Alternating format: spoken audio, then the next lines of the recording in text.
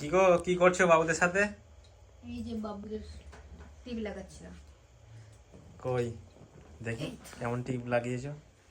বড় বাবুর লাগানো হয়ে গেছে, ছোট দেখি বাবুর বড় লাগানো। বাবুকে কেমন লাগছে দেখি। ওরে বাবা রে, কি লাগছে বড় বাবু।